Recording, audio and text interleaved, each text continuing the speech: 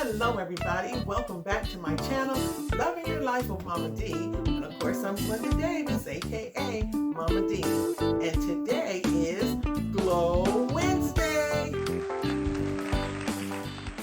And as promised, today is part 2 of sleep, okay? How important sleep is.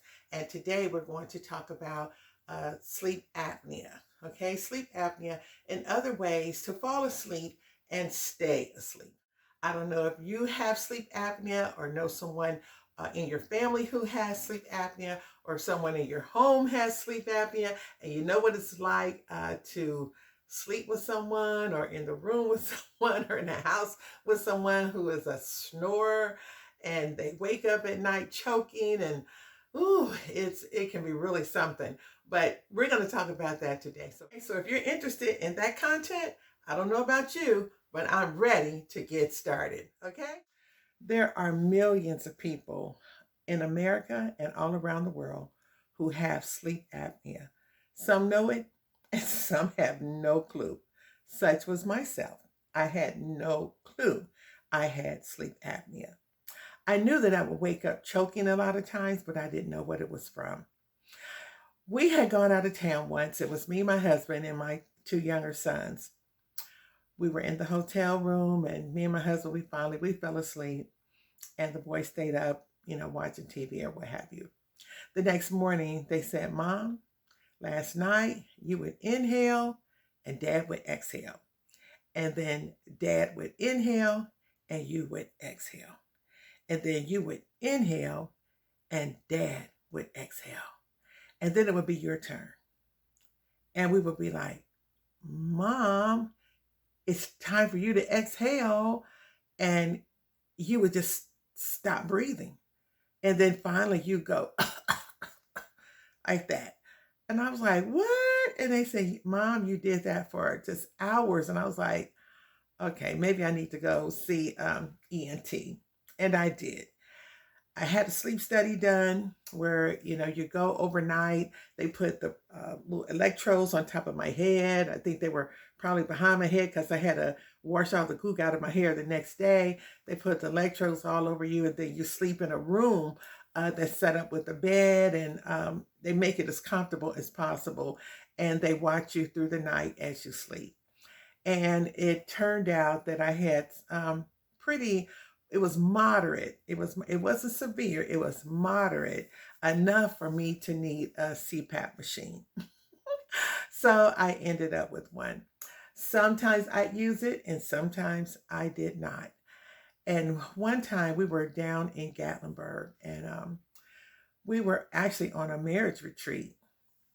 And this particular night, I choked. I woke up choking.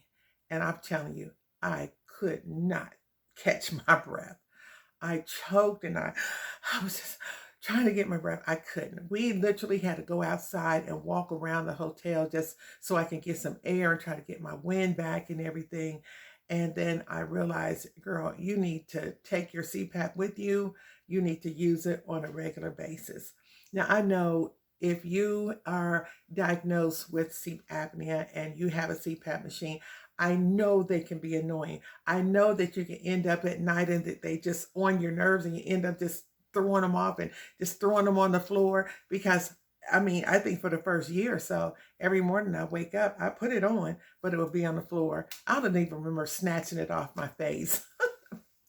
But I think the key is for a CPAP machine is that you get the right fit, the right type of mask, okay? So today I have 2 different type of masks that I want to share with you and talk to you about. Now, there are the pillow type masks that just sit up under your nose. There's like the half face mask, and then there's the full face mask. But what I'm going to show you today is the pillow style and the full face mask. Okay, this is the pillow. This is a pillow mask. Okay, and it fits. Okay, let me just say this. There are many, many, many types of masks. If you've been diagnosed or if you haven't been diagnosed, when you go to get fitted for your mask, be sure that you try on at least 3 so that you would get the best one for you. And sometimes you'll want to go back and forth between the masks, okay? Now, this is a pillow mask that just fits under your nose. So you put it on where the nostrils just fit evenly like this, and then you pull this over your head, and that's all it is to it, okay? And now this one is on the top. There's some that go down up underneath, but I think they can be a little annoying. So let me just show you what happens here. Get this off. So the tubing will go just like this. Okay? And so when you're asleep, you're laying there, and this can be up over your headboard or what have you, and you're fast asleep. They are simple, they're easy, they don't cause a lot of problem, and I think I did better with this one than any other. Don't I look funny? Okay, so now I'm going to show you the full face. Now this is the one that I use the most. Okay, so this one, it fits over your nose, goes down over your head. It has a strap, click, the other one, and click. Okay. Now this one, okay.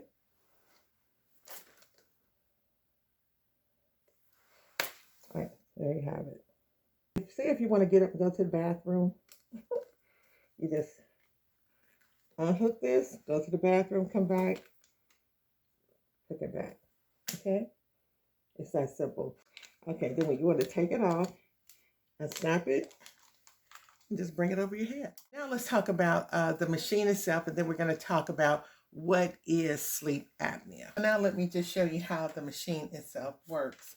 Okay, this is by ResMed. This is not a paid commercial. I'm not being paid. This is just happens to be the machine that I have. So it's just as simple as once it's plugged up, you turn it on. Okay, now you can hear the air. I did turn it on. You can hear the air in the hose. Now it just went off on its own because I don't have the mask connected. And you can see here it says the mask seal. I got a smiley face and my humidifier and everything was good. So I get a smiley face there. Okay, it talks about the events per hour. It will also record my hours that I sleep tonight will go there. And then you go back, just click that to take it home.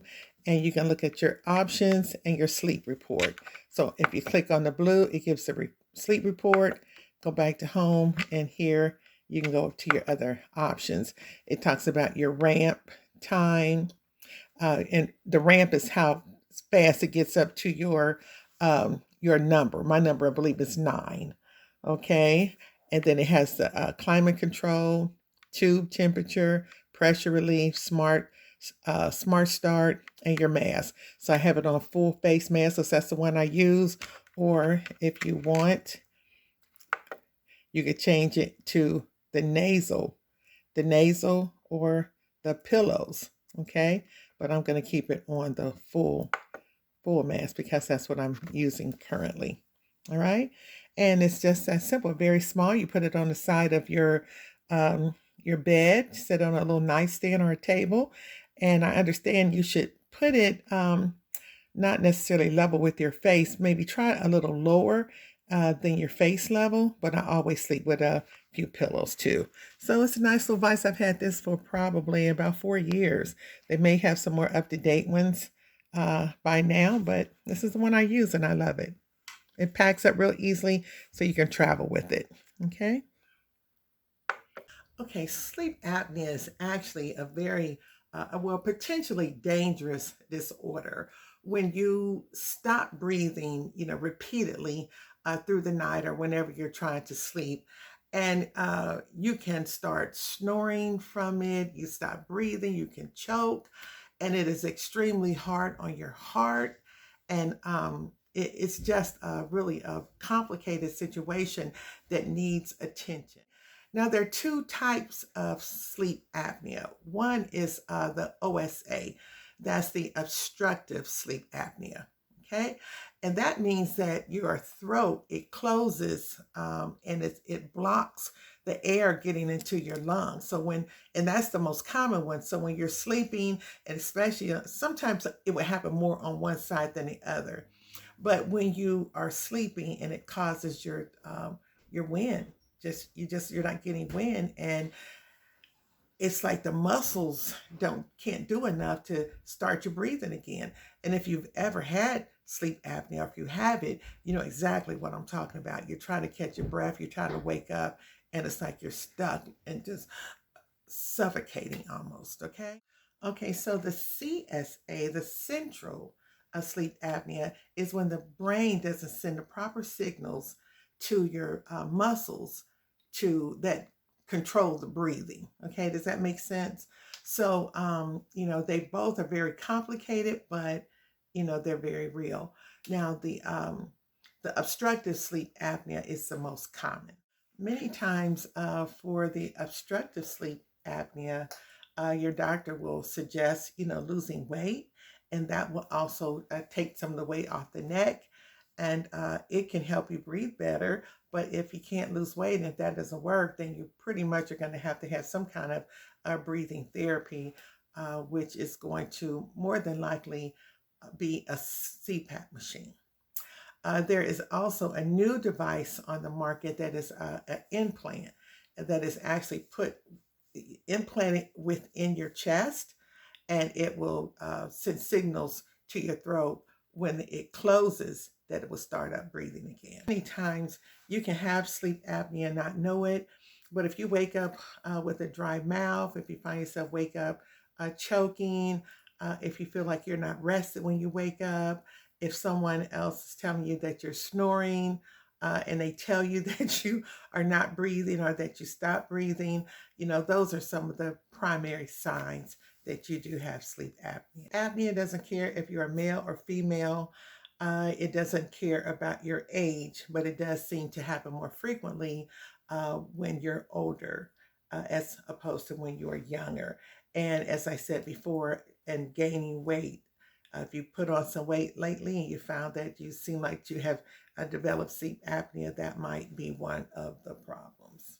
Now, if you feel that you are more interested in having an implant as opposed to using a CPAP machine for your therapy, I believe Inspire is probably one of the most common ones on the market. It may even be the only one, but I particularly wasn't interested in it, and I had not done much research on it. So I would suggest that if you're interested in that, do some research. Okay. All right. Now let's talk about falling asleep. People who don't necessarily have sleep apnea. So why do people have a hard time falling asleep? Sometimes people have insomnia. They can have the sleep apnea, restless legs. Then there are other situations that are not necessarily medical, but they are environmental. And we've talked about the environment. We talked about, the light room or the dark room, there's colors and things that you use. But there is another reason maybe why you can't fall asleep or stay asleep, is because your temperature in the room is either too hot, mostly too hot, or it can be too cold where you can't get comfortable. It can even be the texture of your sheets. You might be wanting to sleep on satin sheets, and the satin sheets may irritate you. It can be something as simple as your pillow, how your head is adjusted, what side of the room you sleep on. Are you sleeping close to a window where there's too much noise? Are you trying to sleep with the television on in the room? Are you trying to sleep with there's music, and then the different pitches of music have a tendency to wake you up? There's some people who say they can't sleep unless they have the TV going or some kind of sound or music. It's just so much to falling asleep and staying asleep, but you have to experiment with what can work for you.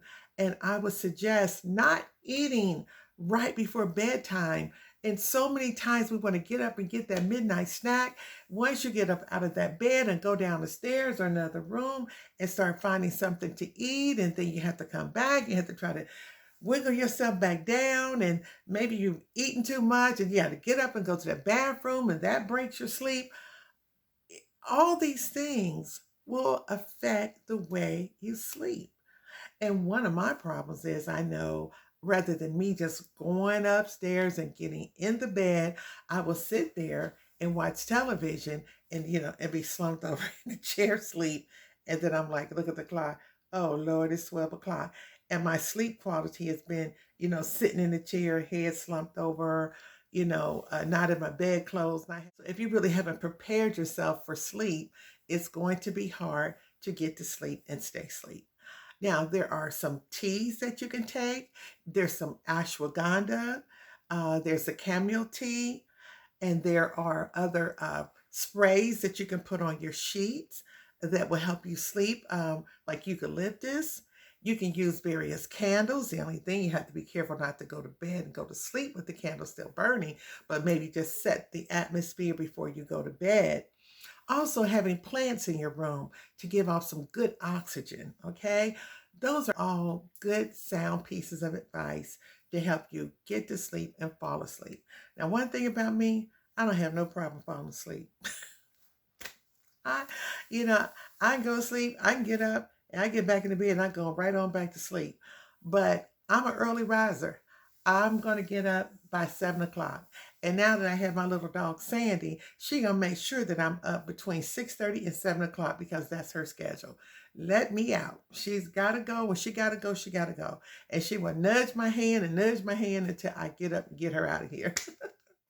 Now, if you have a smartwatch or if you have a phone, set it to a particular time. If you want to be in bed by 11, set it for 10 o'clock to say, start getting ready for bed.